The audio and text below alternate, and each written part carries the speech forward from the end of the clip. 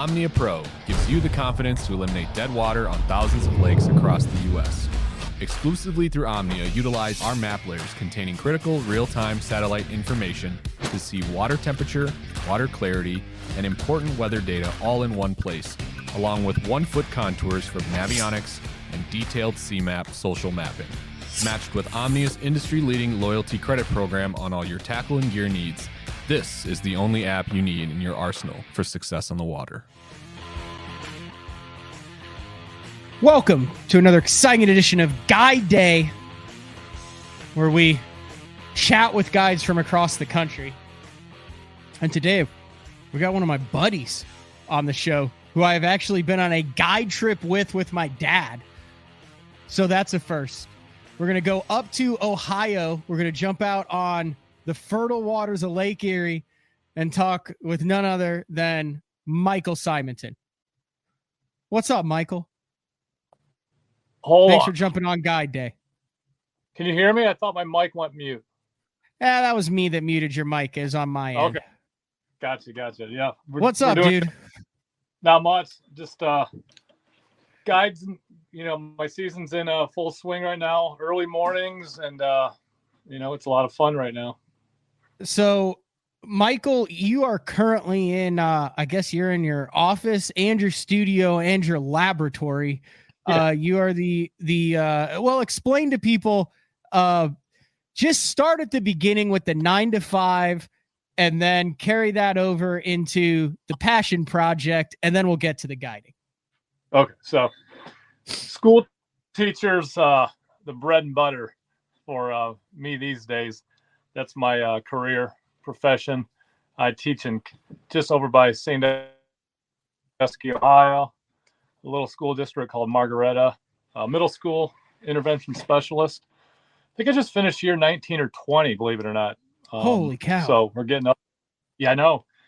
I quit for 3 years when I was doing the elite deal. So I would have 3 more on top of 19 or 20, believe that or not. So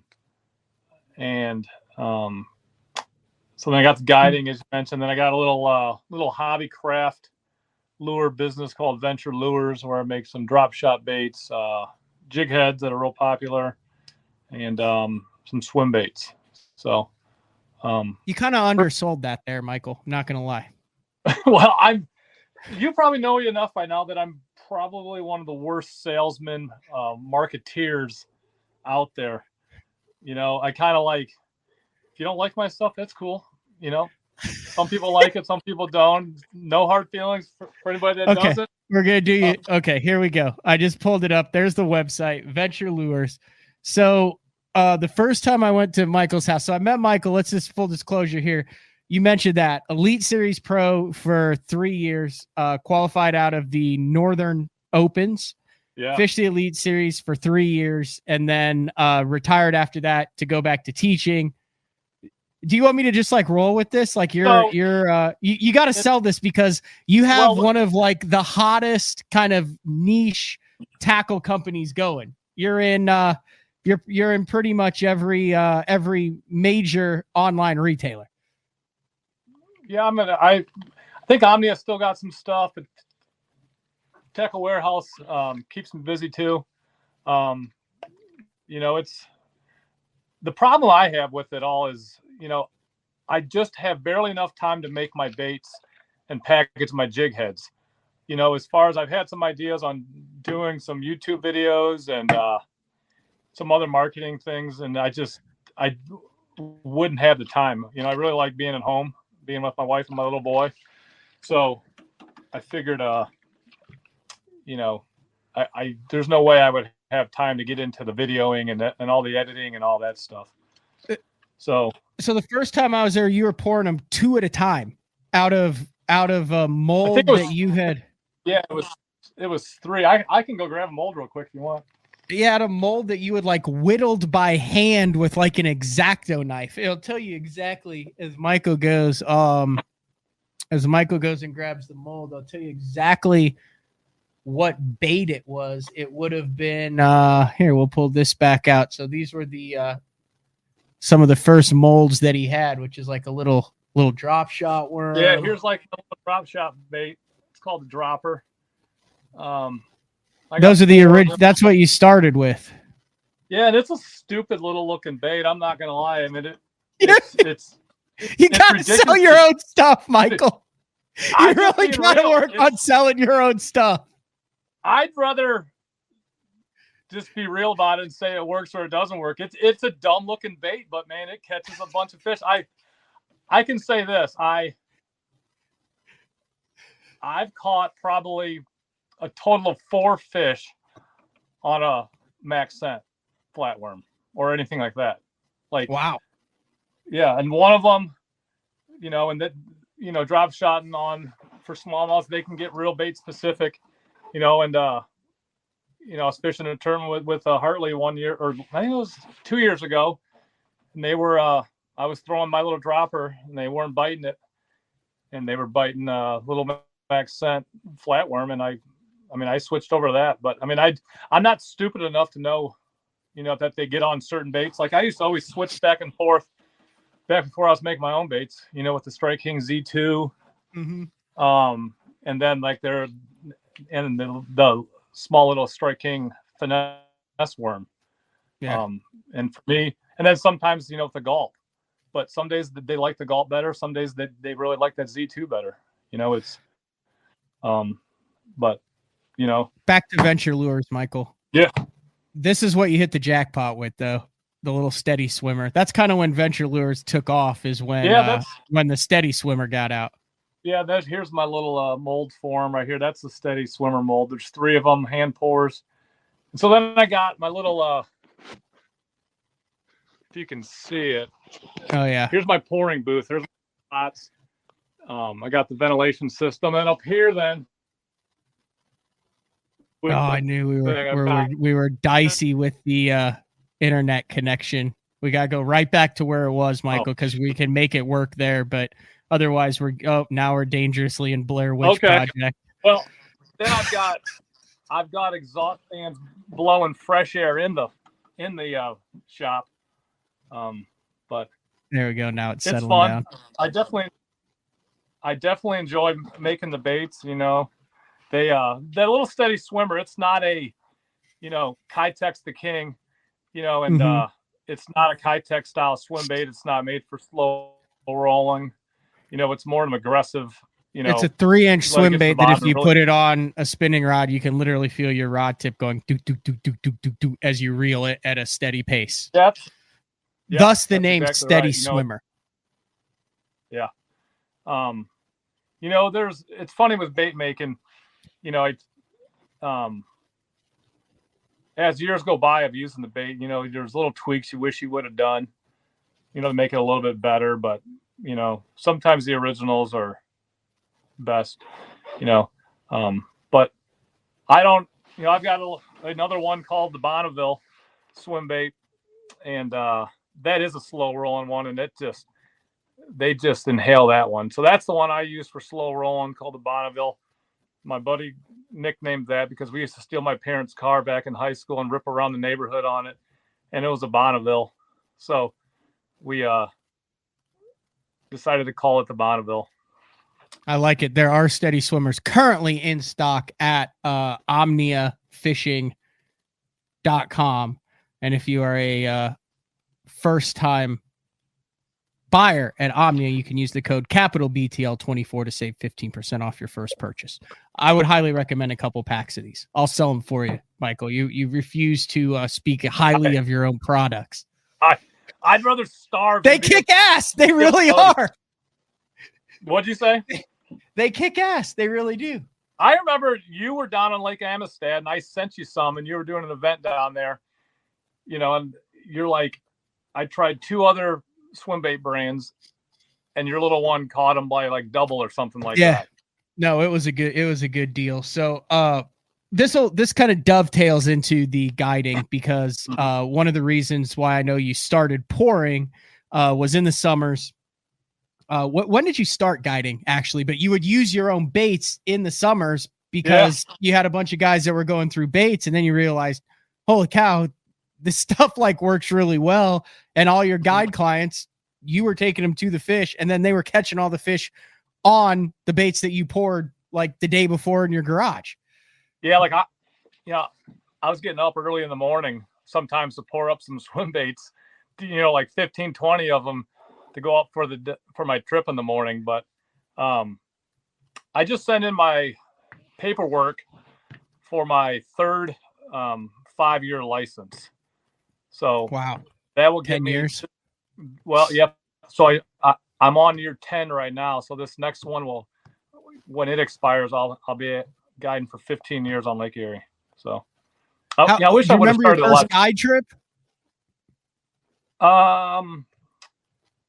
No, like but how'd you start the whole gig? Like what made you want to guide on Lake Erie? Because Lake Erie's like it's not a pond, Michael. It's a pretty big body of water. Yeah, it was close to, it was really close to home for one. There's a lot of fish. If it blew, I thought I could go catch largemouth.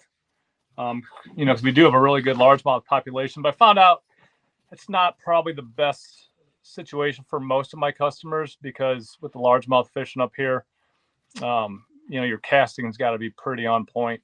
Mm-hmm. If you're, for fishing docks or going down a bank, if your spinnerbait or crankbait's, a foot off the wall or whatever, you're not going to get bit. So it's got to be right up on the wall, or it's got to be throw your frog right up in the bush or whatever. It's just for someone that fishes, 3-4 times a year, that they're just not going to have that skill set for that. So I stopped doing the largemouth on the windy days, and I kind of just started, I just decided that I was going to have to cancel some days. And we got a ferry system. This year, April and May was real windy, and I had a couple customers that drove up from Maryland, and I thought they were going to Lake St. Clair afterwards for another trip. And they said, no, we just drove up from Maryland to go for one day with you. I'm like, oh boy. And it was blowing 30. So we put the boat in the trailer on the ferry. We ferried across the lake. No, yeah, it's a great option. But I mean, it was $160. Did you catch him? Yeah, we caught him. This guy bought, so we got another big tackle store in town, and he went and bought some square bills at the tackle shop day before, that night they got in there. And it was a little dirty, and he just stroked him on a square bill up in like 4 foot of water. It was pretty awesome. That's cool. Yeah. But I do have so when I got out of the fishing the Elite Series, I was working for this guy.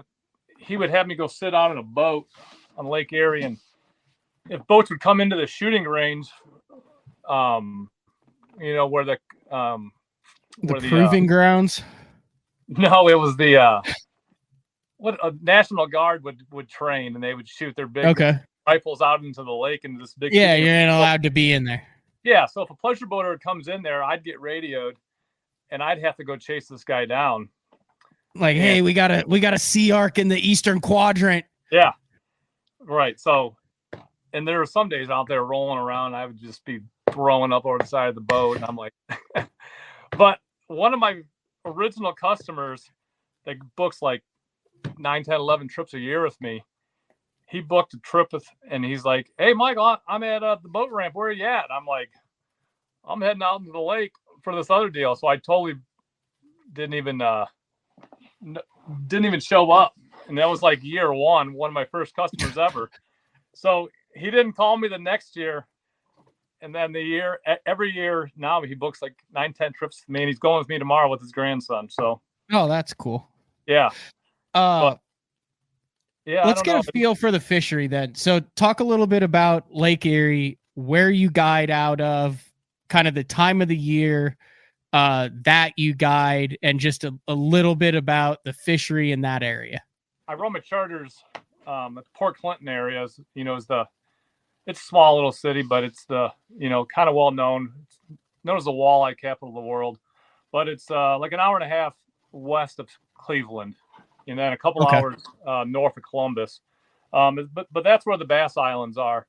I think most people have probably heard about the Bass Islands. So most of my trips are, I would say, like 95% of them out there. There's a couple other islands out there. If I get kind of bored out the Bass Islands, I'll hit some of the other islands, but That's where it is. Most of my trips are ran, and I like it just because you can spread out more.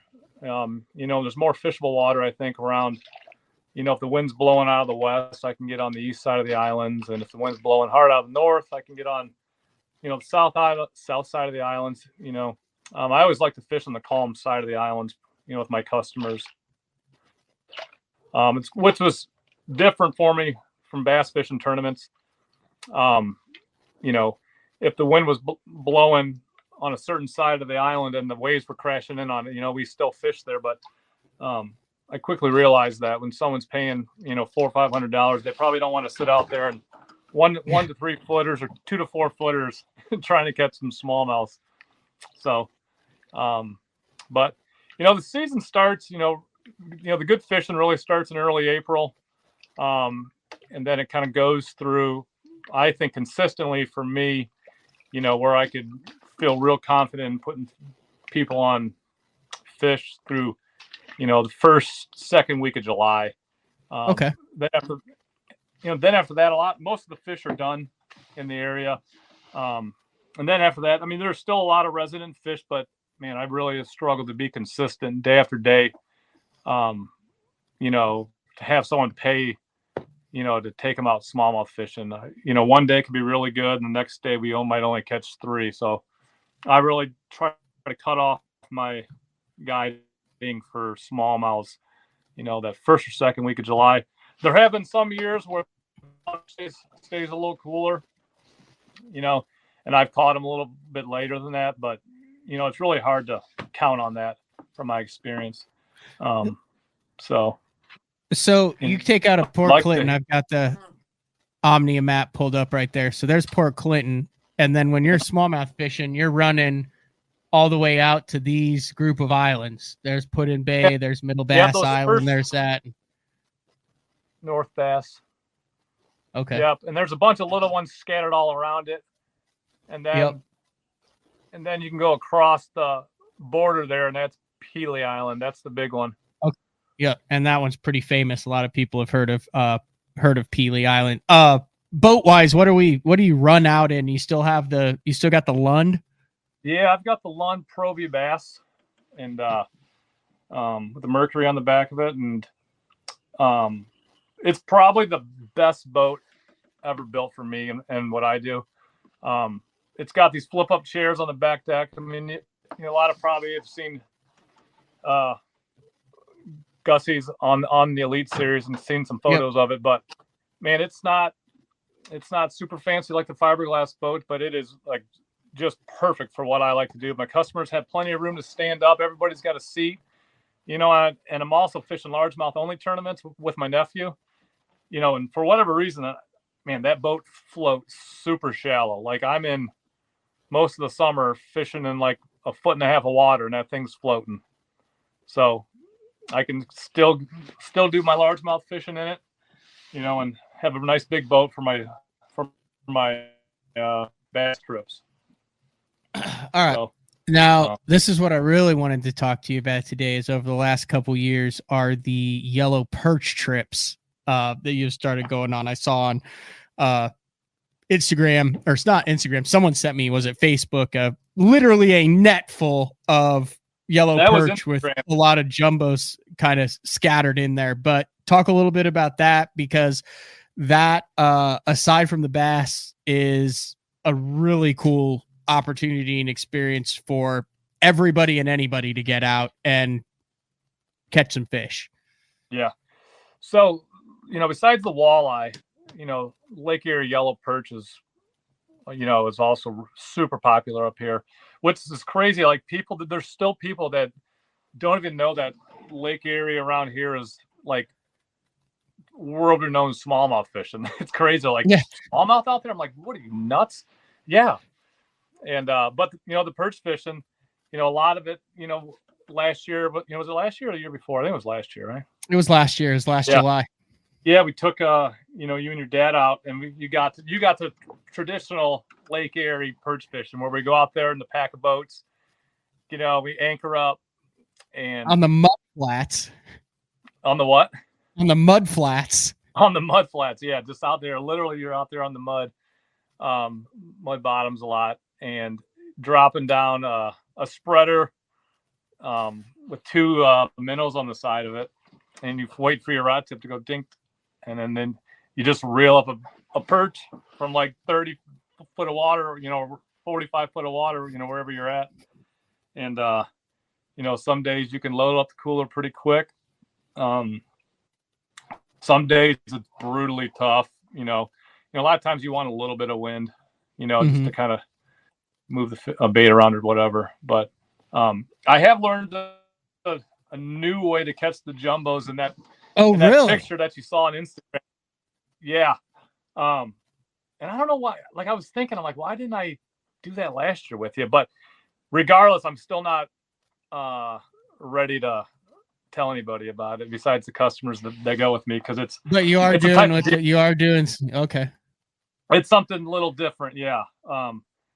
But it's just as much fun as bass fishing. I can't wait for my bass trips to start winding down where I can start doing some perch fishing this way. I mean, it is fun. So what is the ideal time of the year for perch guiding, I guess, if you wanted to get out on the water? Usually it's like the heat of summer. Okay. Through the fall. But I mean, my other way that I catch them, it's going on right now. But I just, I've got the next 3 weeks full of bass trips. So okay. But I'm not going to start up until July, early July. So talk a little bit about what a perch trip involves. I think I'm on your most current website, but I think everything on there is 2023. So I don't want to misspeak. Yeah. There's no perch stuff on there yet, which I need to update. So like just the detailing of the perch, like, so you bought me that sweet minnow bucket last year. That thing is dude, a badass minnow bucket. I brag about that to customers. I'm like, wait till you see. I'm like, it's like a Yeti, but for minnows. Yeah, it keeps them alive for like 4 days. Yeah, some days they sell out the morning of. Yeah, like if I was to go to the bait shop the morning, that actually happened with you. Yeah, we ended up having to go around to bait shops. Yeah, we went minnow hunting. And your dad and I went bass fishing while you were driving around. And you put them on like a nice largemouth too. Yeah, it was like a 3.5 on a D shot. Yeah, and I was proud. The Pangrak tradition of the drop shot continues.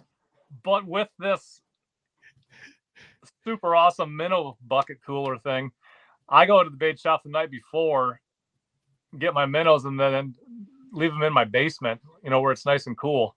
Yep. And the little bubbler just goes all night long, and then so I got fresh minnows to start the day, and I don't have to worry about running out. So, but there's like known spots where they perch group up every year. Mm-hmm. So it's not like you gotta be hunting and pecking around. But what's amazing is the locals up there. Like I don't know what it was. Like I used the same boat ramp every day, and you can see where all the guys are walleye fishing. Just because you'll just see boats out on the horizon line, just all drifting out there walleye fishing. And I was coming out of the boat ramp, and there was probably 40, 50 boats out there right out in front of the ramp. I'm like, how do they know overnight that the bass, the walleye are going to be there? And I don't know if the wind blew and they were, just staying out of the wind, but it was not that windy that day where those guys wouldn't have been out there drifting for walleye. But those locals. And you don't do you do walleye stuff or just not your forte? There's a lot of opportunities if you want to get out and get some Lake Erie walleye, right? No, yeah, I went, with my wife's family, went up to northern Ontario walleye fishing, the lake up there, and it was, good grief, the best fishing I've ever had ever. It was just insane. But I can't imagine. Most of these walleye guys, they're all back at the docks by like 9:30 in the morning. Yeah. It's just, and they're out there just drifting and casting. Most of them, worm harnesses, I guess. But it's just not my deal. You know what I mean? You're mainly perch and perch and smallmouth and some largemouth, depending on the guide clients. Yeah, that's pretty much. So what's the average day of perch then? So I think when we went, we got about I think I brought home 70 between the multiple days that we were out there, but I think we were doing about 40 a day. Is that, would you say, about an average perch day for 3 people, or was that a little bit slow? Was that a good? That's probably a little bit slow, you know. You know, there's some days when they're on and you're on, because if you're like, I mean, these are just massive schools of perch out there swimming around. You know, and you saw when they start biting, you know, when they swim through our area. Oh, everybody. Yeah. And there'll be, even if it's not everybody, there'll be 3 boats that are just whacking them. And then, you know, the next like 5 or 10, you know, 15, 20 yards away aren't catching anything. But when they're like, you know, when the fish are turned on and you're like, you know, above a massive school, you know, you can really load the boat. And that's what's the limit? Man, I don't even know what it is. It's like 30 a person, I think. Okay. So you can take some fillet some. So this is the other cool part. So there are well, explain where you had us take our fish somewhere and it was like ridiculously well priced, and they did a phenomenal job of scaling and butterflying the perch, and then we just like picked them up afterwards. So we had like all these perch fillets that were like perfectly filleted. Like, I mean, perfectly filleted. Yeah. So it's the best thing ever. Like you get done, you throw them in a cooler or whatever, you know, and you drop them off the fish cleaner with no ice, because they weigh how much the fish weigh. Yep.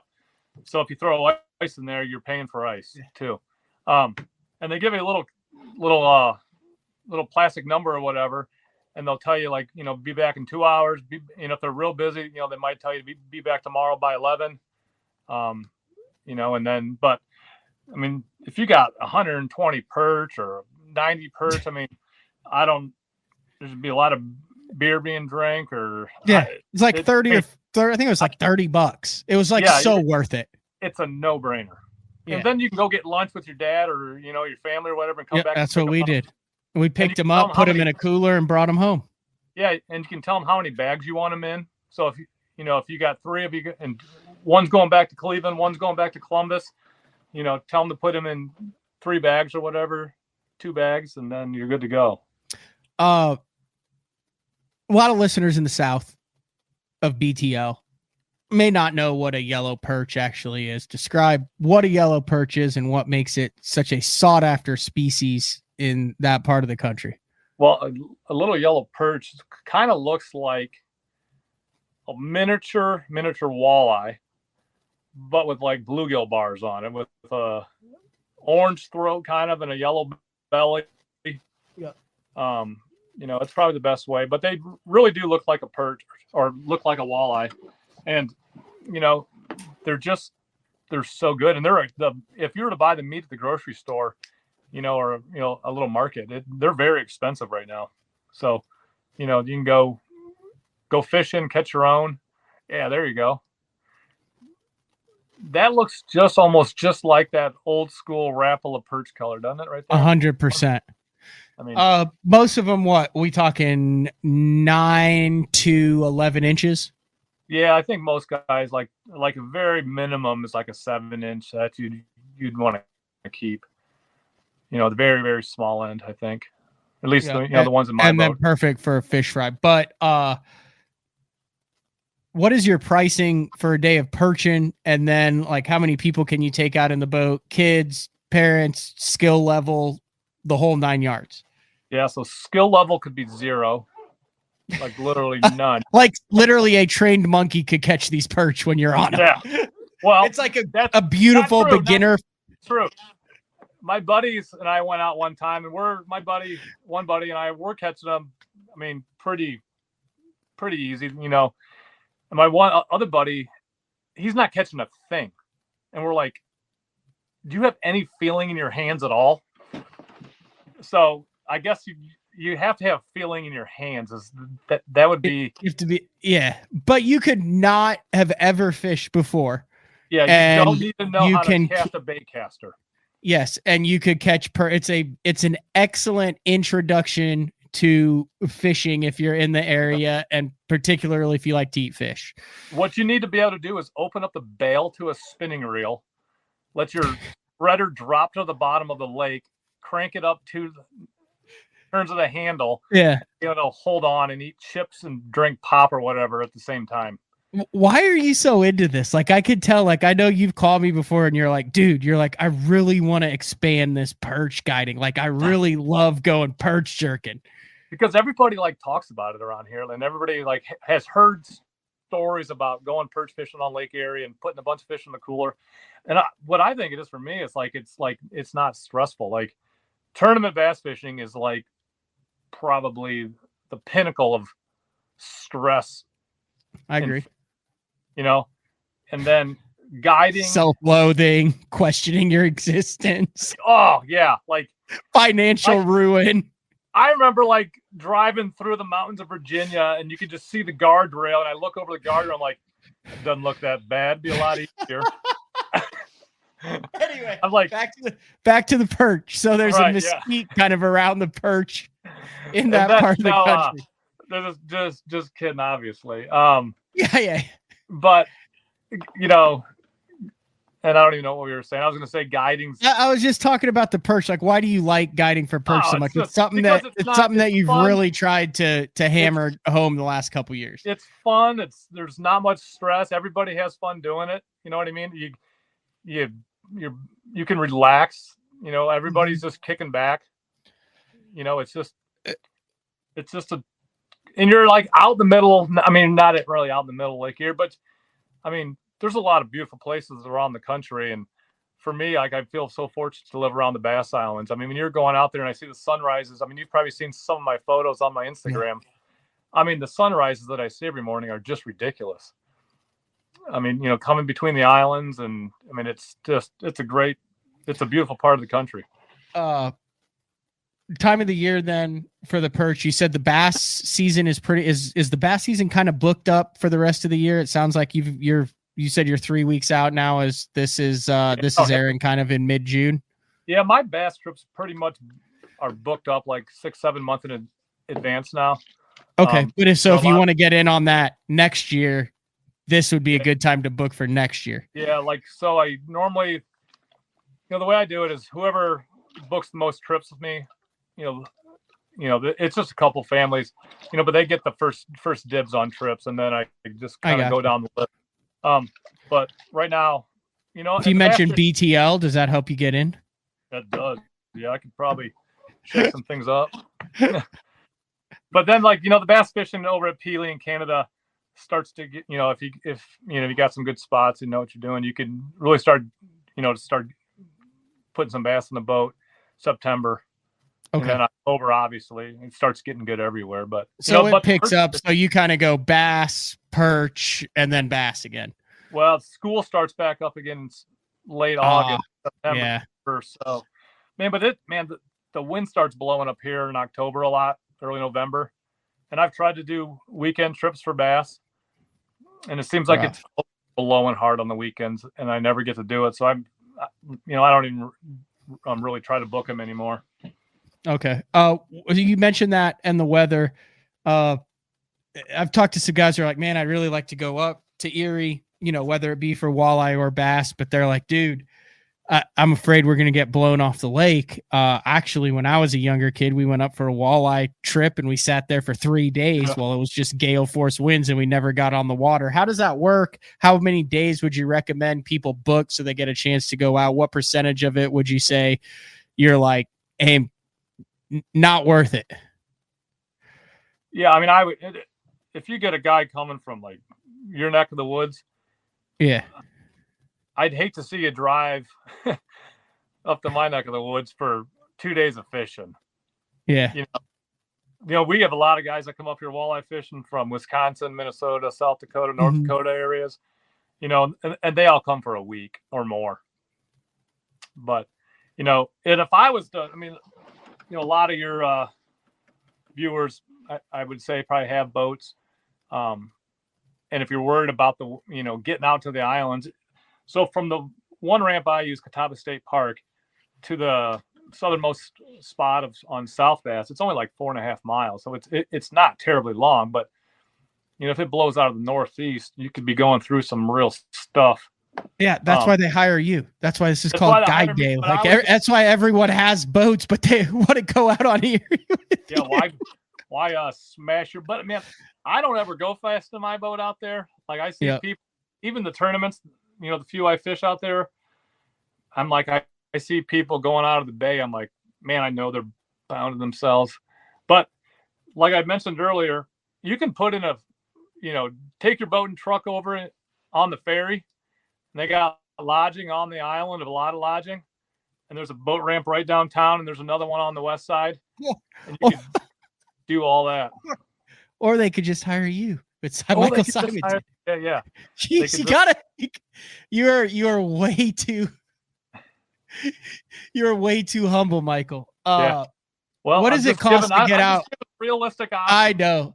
I know. You're also very honest. What does it cost to get out for a day of bass fishing and then also a day of perch fishing? And how many people can you comfortably fish if you're going to have a group of guys that are going to come down and have a couple cold pops and make a long weekend out of it? Yeah. So my 6-hour trips are $400, and that's for 1 to 2 people, all tackle included. They could show up with like no fishing poles, no tackle at all, and I've got everything we're going to need. Okay. So and I've used your stuff before because I've done that. I've literally shown up at the boat ramp, jumped in your boat and said, what are we going to do? Mm-hmm. And you said, we're going to go catch a 23-pound limit of smallmouth. And we went out and we caught a 23-pound limit of smallmouth. Right. Yeah. Man, we lost a couple of big ones that day, didn't we? Yeah. And the good thing also was any cast that wasn't a smallmouth was an 8-pound sheepshead or a drum or a freshwater drum. So like, if you're just looking to get bit, like not an issue. Yeah, no, we're going to get bit for sure. Anyway, so 8-hour trips are, and also, so if you wanted to bring a third person, it's just $50 extra. So 3 people could go for $450. Can you do that cool bass fishing? You can fish 4 out of your boat bass fishing, or 3 out of your boat bass fishing comfortably? Yeah. Okay. I do it 4 or 5 times a year. And the nice thing about with that Lund is everybody's got like a seat that has a backrest on it, so it's not like you're rolling in the standard bass boat with some guy gets sit in the middle and just gets smoked on the bench seat. Who's sitting on Matt's lap? Yeah. And then the perch trips. Yeah, perch trips are going to be the same price. Okay. So, and same thing. I'll buy the minnows. I got the rods. You just show up with your snacks. And that's perfect for 3 people. Yeah. Everybody gets a seat. So what? 8 hours. You said $600. No, 500. Oh, 500. 550 for 3 people. But 600 because people need tip. What tipping is important for? I never talk about that on Guide Day. I need to have like a Guide Day etiquette day, don't I, Michael? Yes, you do. I would say I'm going to do a Guide Day etiquette day. That's a great idea. I could be on that show with you. You could, but yeah, it's well worth it. Like it was the last time my dad had been able to get on the water. It was the first time that I had fished with my dad in probably 4 years. He grew up in Cleveland and Lakewood, Ohio, and talked about how much he enjoyed it. We went back home to their home in Illinois immediately after, and my mom and dad and me had a big perch fry, and he sat there and was able to reel in perch just like he did when he was a kid. Mm-hmm. So it was a really, really cool experience. Yeah. What'd you think of it? It was exceptionally relaxing. You did seem relaxed. Like you just got done with, or you were in the middle of like a 6 or 7 week road tour. I had not been home in like 34 days by the time I got there. Yeah. And, like I said, I hadn't fished with there were no expectations. I had no stress level. It was a new experience. Like, I mean, guys, you're not talking about like epic battles with netting fish. We're talking about like little 10-inch perch, and you drop it down and it's just dink, dink, and you get it. But then at the end of the day, like the overall experience is very relaxing and rewarding. And then the fact that you can just drop the fish off, pick the fish up and you've got the fillets and then you can take it home. It's a very smooth day. And that's the mud flats deal. That's not your secret jumbo deal that you got going on now too. And, you know, my dad could fish. He grew up fishing. He's fished the boundary waters, but like, you know, the guy's not going to throw a Texas rig at a stump. He's not going to work a topwater for 3 hours. Oh, he was working that drop shot out there on that rock pile with me. Oh yeah. I was telling him where to toss it, and all of a sudden I used to see him flick his weight like way out in the middle of nowhere. I'm like, no, not there. And then he reels in a 3.5 or whatever. I'm like, all right.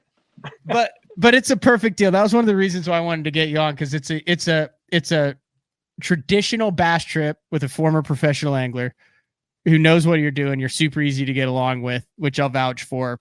Very positive, great dude. But then the perch thing is like something a little bit different that maybe a lot of people haven't heard of. You know, I had Captain Benny Florentino on, and then was able to go out and fish for calico bass off of the coast of Catalina Island. Yeah. In California. You know, I've had Captain Justin Jones on talking about peacocks and clown knife fish, and Big JP talking about Thousand Islands, Jack York talking about Lake Fork. So this is like an entirely kind of Midwest, different part of the country that I hadn't covered yet. Yeah, I heard you, not to get off my stuff, but heard you and Charlie talking. Yeah, you're good buddies with Charlie Hartley, BTL regular, by the way. You guys have been fast friends for years and fish, 10 days together every single year, probably? Yeah. But I heard you talking about getting Bondi on. I think that would be an exceptional one. Yeah, I've got the Open on St. Clair coming up, so I'm going to probably wait till after that to get Bondi on, so people don't think I'm just getting them on to try to glean info for the Open. I know, isn't that terrible? But that's exactly where it would end up, probably, right? Yeah. He would assume for Yeah, sure. but no, the Bondi bait with the jigging for muskie on the baits that he invented, that is anybody now his bread and butter. Doesn't follow him on Instagram, the best thing ever is watching him do the hook sets on those muskies. Just, oh my goodness, phenomenal. Yeah. What's the weather like as it gets later on there? Like, what would you say is the summer unbearably hot, or what? Is it pretty mild? Yeah, it's today was 58 this morning. It was very cold. Holy smoke. Yesterday was 58, and it was blowing out of the, what was it, out of the, I forget where it was blowing out of, but it was like 1 to 3s out there yesterday. It was rough. Today it was flat. Tomorrow's supposed to be flat. Thursday supposed to be pretty nice. But this is the best run we've had here in a while. Yeah. But I mean, it can get brutally hot. Recording this on the 11th. This is going to air on June 14th. So in 3 days. So you're still being a good string of weather. I think so. Yeah. But I mean, it can get like not Florida hot, but I mean, steamy. It can get real hot up here, real humid, where you're like, enough of this. But I love the heat and I hate the cold, so I'll take it. Tackle wise, what do you have, like a specific rod reel that you do if people want to come up and use the stuff? For the perching or for the bass? Either. Yeah, so the perch rod, you just need you have 6.5 foot medium light rods with a little reel, and I just do a braid tool, like a 15-foot fluorocarbon leader. Okay. I go long, but I set up all my customers with like a 7-foot medium action fast tip spinning rod. I use the loose stuff. I got them all using the Kevin Van Dam rods and reels. Nice. They work. Yeah, the drags are real smooth on those, and but most time, Lake Erie is real rocky. When you have someone that only fishes once or twice a year, or goes out in the lake once or twice a year, it can get kind of as simple as we think fishing a Ned rig is, or fishing a drop shot.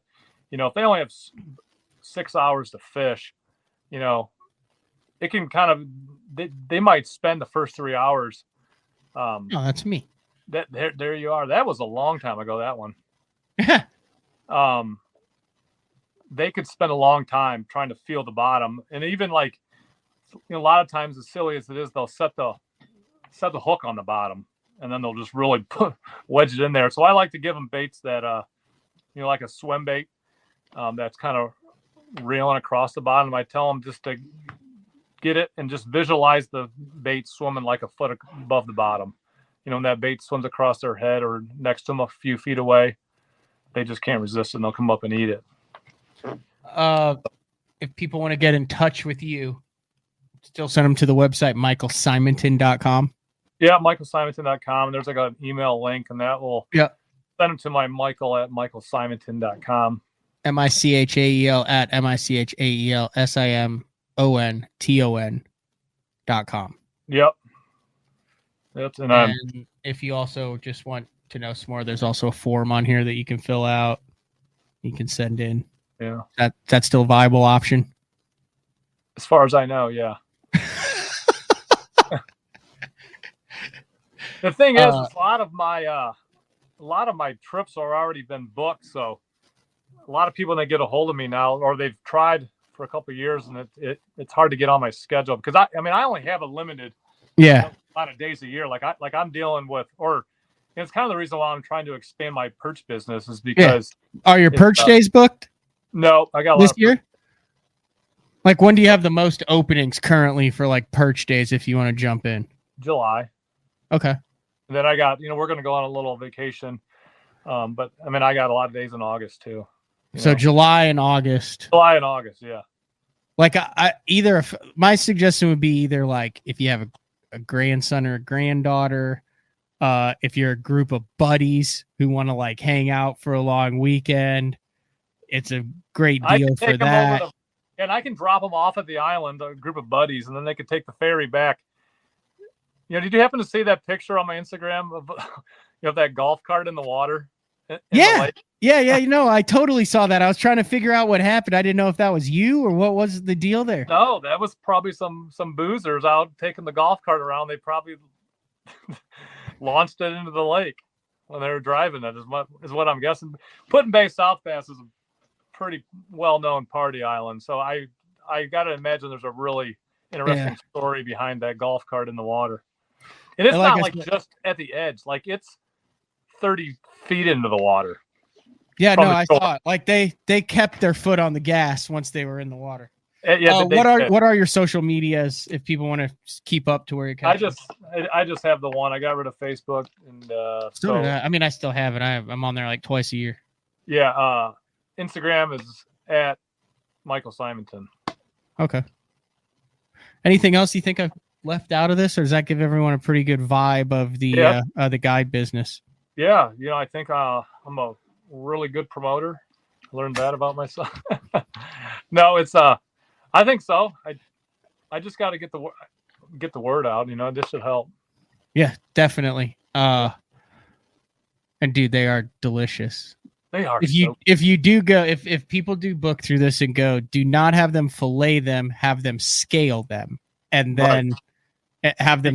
Do not have them skin them. You want to have them scaled and butterflied. Keep the skin on, then treat it just like you would a crappie fillet.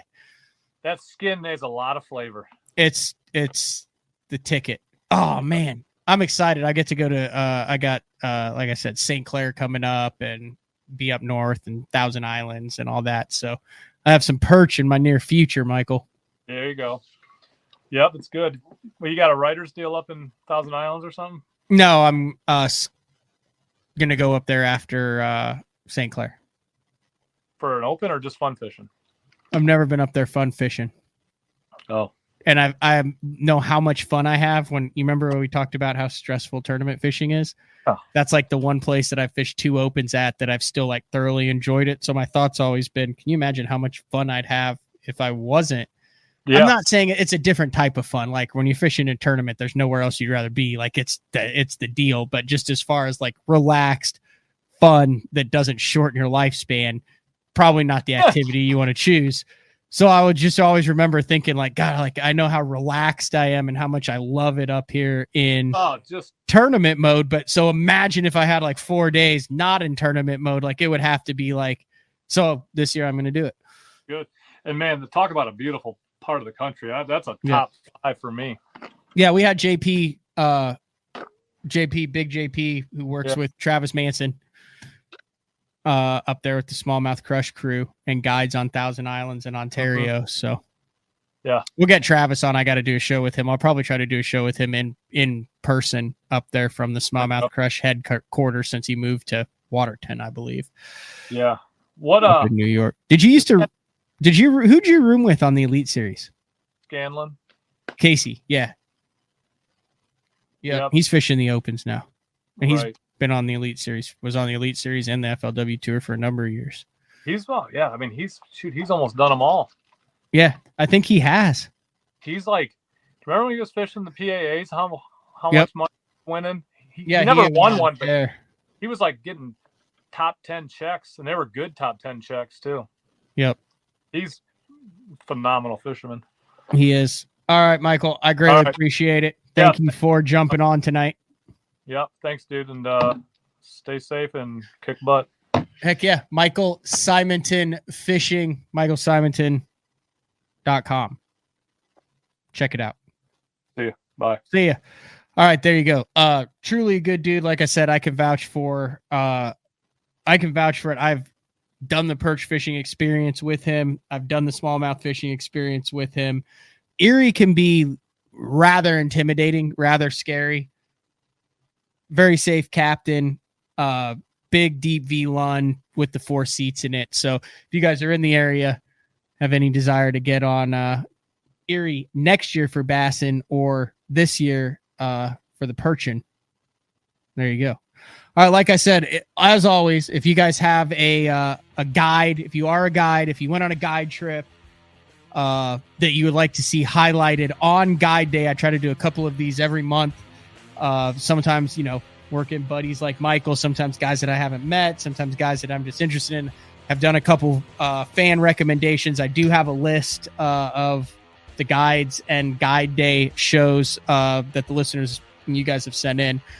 So I'll slowly work my way through them. But until then,